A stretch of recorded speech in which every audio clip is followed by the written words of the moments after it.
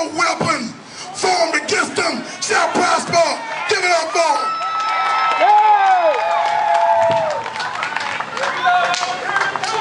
Yes. Ready to go. Ready to go. Ready to go. Ready to go. Somewhere. Somehow. Fired up. Fired up. Ready to go. Now, if you're not fired up about that, I don't know what else to do. I don't know how far can we go today? How far can President DuBois, Attorney King, and the other speakers can go today to tell you how serious this thing is? People around the nation are watching you all, watching this community, watching this family. They see if y'all gonna wake up and move. Y'all gonna move. He is the Georgia State Conference NAACP president, as well as he sits on the National Board of Directors for the NAACP National. So we are very proud to have him here today. Now moving forward, now we will have the president of Spirit House Project, Ms. Ruby Sales, and we'll also bring Reverend Dr. Smith back as well. Let's give him a hand. All right. Hello, Valdosta. Hello. Today, we who believe in justice cannot rest until it comes. Until the killing of black men, black mothers' sons, is as important as the killing of white men, white mothers' sons. We who believe in justice cannot rest until it comes. My name is Cheryl Blankenship, and I'm the co-director of the Spirit House Project with Ruby Sales, who has withered from this heat, so she's sitting back there. And we are from Columbus, Georgia. We represent a small nonprofit organization that's doing mighty work, God's work. And let me tell you briefly about the work and why we are happy to be here today with you. Unfortunately, what we have been tracking is that there are a number of black boys and girls being killed around this nation. And they are being called suspicious deaths and murders.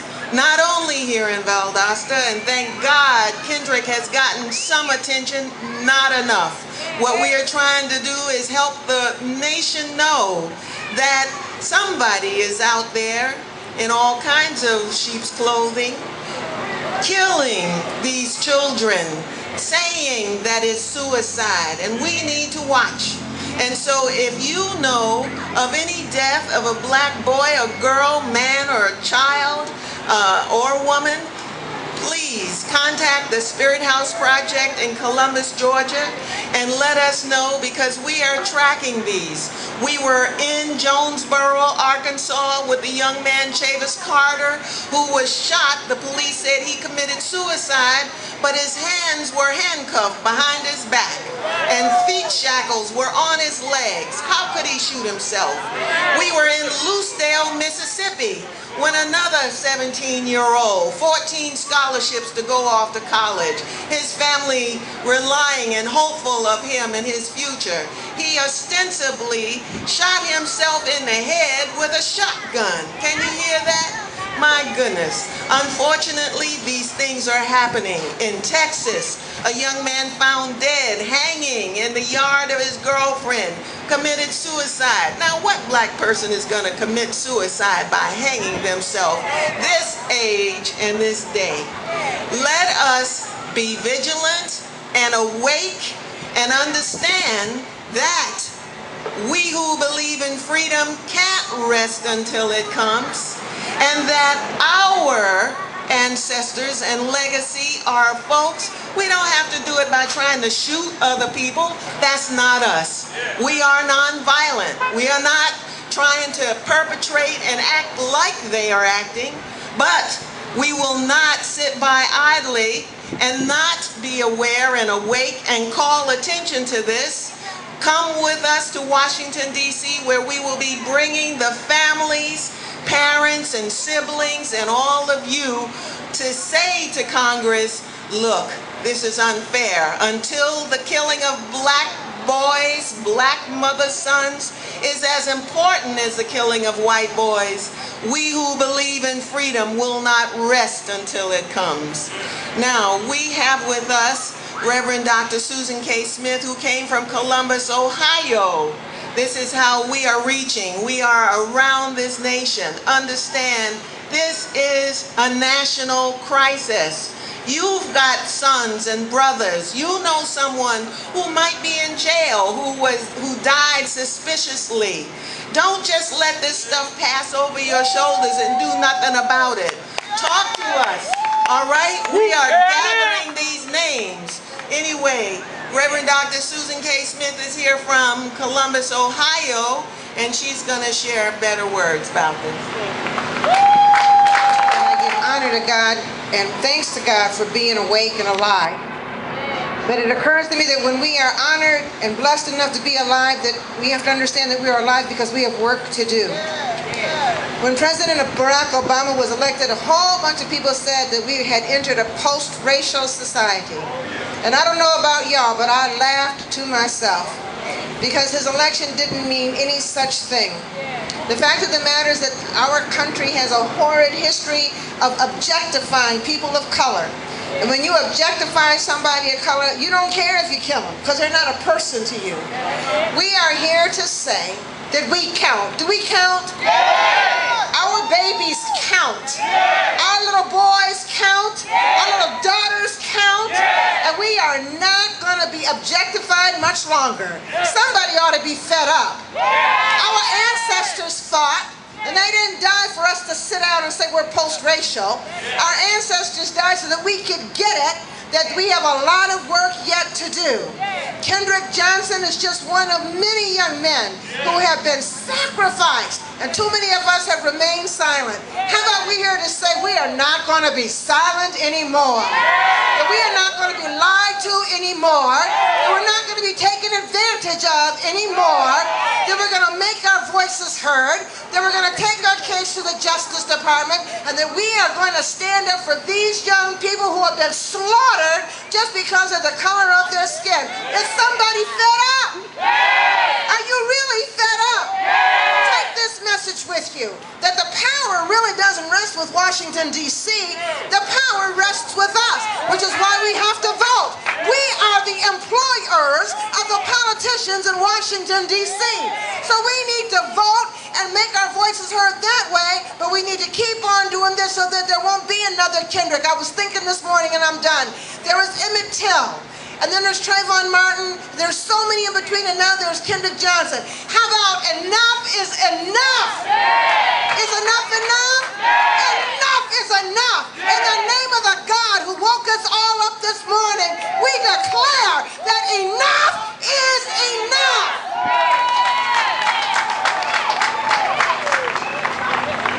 What do we want? Justice. What do we want? Justice. What do we want? Justice. What do we want? Thank you, Reverend Dr. Smith and Miss Ruby Sells for that encouraging word. I also want to thank everybody who has traveled here today from around Georgia. So just give yourselves a round of applause for me real quick. No peace. No peace.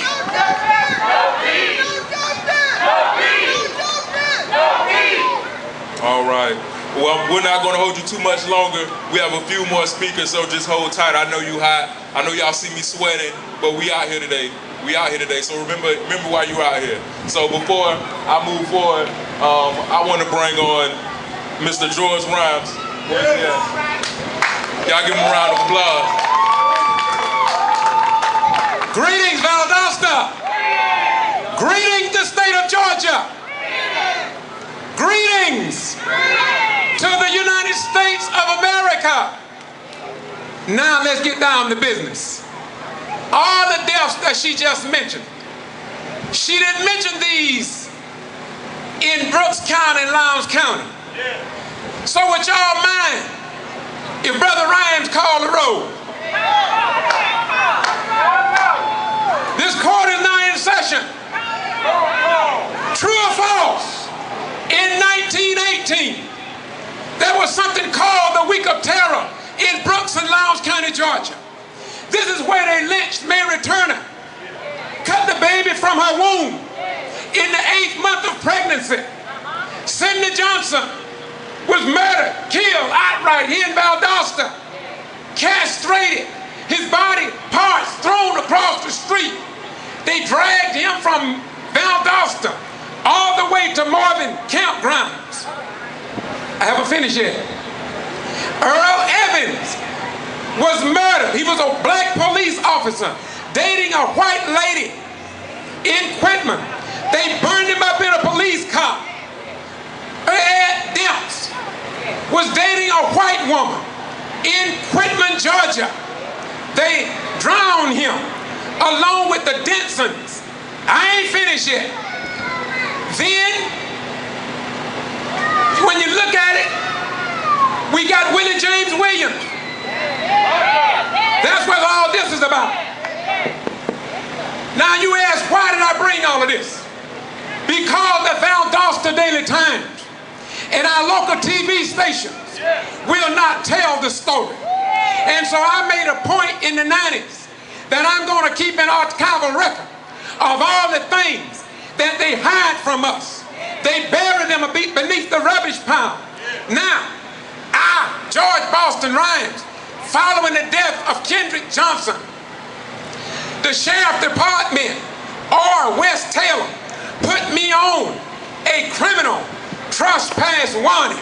Today marks the 122nd day that I cannot go on any Lowndes County school property. They banned me for no reason at all. I didn't do nothing wrong. No court in Valdosta or anywhere else can show that I'm a criminal. Yet they gave a criminal trespass warning on me. It's going to get heavy in a minute. Be with me. Chandler Watkins, please come. Now, this thing is bigger than KJ. As the woman just said a few minutes ago, this is happening across the nation. But what is even more sickening,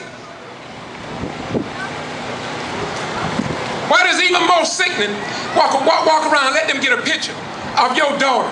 Now, we went to the Valdosta Daily Times and we asked them to run this mother's story. This is the way the Lowndes County deputy handcuffed this 14-year-old black girl, face down on the floor in front of her peers. The sheriff deputy wrote up that she struck a teacher. The teachers gave her written statements that her daughter didn't even touch them. Did y'all hear what I say? Yeah. Now y'all should be outraged about that. Yeah. That don't touch y'all. Yeah. Well, it burned the hell out of me and knocking on heaven's door. I just can't take it. Now, before I take my seat, I want to say this. This is a metro city. All of y'all gonna fill the mosque in its slum tomorrow. You on the WD side of the house, you're going to fill the masjid. Louis Farrakhan people will be in mosque services tomorrow here in Valdosta. You who attend churches, you're going to be in church tomorrow. Where in the heaven are your pastors at today? All the pastors, come stand behind me that came out today. I want to see the pastors. Come stand behind me if you want to. And if you don't have to. But the reason I want the pastors to come, because I want the pastors' members to see something. You give them your tithe, don't you? You give them your offering, don't you? You pay their benevolence offering, don't you? Here I am, got over 250, over 250,000 views on YouTube doing the work of the pastors of yesterday. But the pastors of today have gone to sleep at the wheel, and the car is out of control, and our children are crashing into the jails, into the prisons, on probation roads, and on death row, and we can't hear nobody. I'm going to ask again, because somebody in the Southern Judiciary, along with a sheriff deputy, said to Chandler Watkins that he wasn't going to do something because Ryan got all this crap on YouTube. Well, now, just in case y'all pastors want to say I got crap on YouTube, All I'm going to ask you, like I told him by way of YouTube, I'm not going to argue with them about the crap. But all I ask for is the truth. And the truth is, when I called for the pastors, they came. And here they are. Count off. John Robinson, 1, 2. Ella Watson, 3. Can I get 4? Can I get 4? 4, 5. Can I get 6? Got 6. Can I get 7? Got 7. Can I get 8? Got one right there. Got 8. Can I get 9? I got 9. Can I get 10? All right, we gonna say I got 15. Well, hell, you can't even get down that street without passing 11, 12 churches. Where the other pastors at? And where are they in the struggle? Now, let me close out by saying this, because I heard this earlier. Let's thank the pastors that are here too. We gonna thank them. We got something for them. But I want to say this. Look, some of the pastors are saying, well, I don't know yet. I ain't got enough evidence. Well, from day one. Wait, Kenny. Come here, Kenny. Let me say this to Kenny and his wife and family. Look here. Y'all listen to me. With some of the names that I just called, I wouldn't give a heaven if I know this is going to be on YouTube too. I don't give a heaven if they didn't find nothing wrong. Did y'all hear what I'm saying? I'm still going to stand with Kendrick and his family. I'm going to say it again. If they didn't find nothing wrong, because they got some love for somebody outside of themselves. Let me take it a step further. Thank you, brother. I told him I'm going to be with them. When you go on YouTube, please, everybody, go to Boston G.B.R. and see why they calling what I'm posting crap. Y'all know what crap is, don't you? No, you don't. Oh, they do? Okay. Well, the guy the sheriff deputy, I don't think he knew what it meant, because he said that was crap on YouTube. Let me share with you today what I shared with him on YouTube. I said to him, if you call what I put on YouTube crap, have you ever thought about if you eat and you can't go to the bathroom, you're going to have to go to a doctor. And if the doctor can't help you, you're going to end up in a graveyard. And so sometimes, when we are pressed to the walls like the KJ family, isn't it good sometimes to be able to give off some crap? The crap make you feel better. If you done taken all the laxatives that you can, and you can't get things to break loose, then you have to go call, where C.B. King at? C.B. King can break loose some crap. Ever DuBose done broke loose some crap. The Justice League, Bobby Weather done broke loose a lot of crap. And a lot of people have been freed up just by releasing the crap. The Valdosta Daily Times will not release the crap that I'm putting on YouTube, because of the Valdosta Daily Times, Mr. Sheriff Deputy, if they had released the crap, I wouldn't have had the crap, because you would have already done it, and the people could have lived rather than die. Let me take my seat. But once again, raise your hand, Chandler. Can you imagine? This lady produced documented proof that the sheriff, and she stood before Judge Ellaby, Judge James Counsel, and she still says she didn't have no justice. I'm asking you to go to Boston G.B.R. because I can talk on this subject all day, but I'm going to take my seat. I want y'all to know, I want to thank all the pastors that are here, and I want to thank all the, give them a hand. And now, I'm going to sound the gavel to all the pastors that are not here. And we love them too, because they are doing a good work. Our pastors are doing a great work. The ones who are not here, they're doing a great, outstanding work. But all we are saying to Reverend Morgan and all these other big-time pastors that are not here, I love them all. They are high men in the community. We are only asking them to be on the right side of history. You see, let me say something. Look, Do you not know that Lester Maddox was a Christian? He was a patriot. He used axe handles and baseball bats on blacks. But you know what black folk did? The same thing these pastors here are doing. Gonna show the other pastors how our God may not be like their God. Gonna turn these axe handles into toothpicks. Gonna turn like George Wallace hatred into love. We're gonna turn the sheriff department and West Taylor, who got me under this illegal. Oh yeah, I'm gonna see a lawyer about it. Oh yeah, don't think I'm gonna lay down. No, I can't lay down. But we are going to take this to the people, because in the end, truth and justice will win. Stay with truth, stay with the Johnson, and you are not a Christian, you are not a Muslim, you are not a Jew if you can't stand up.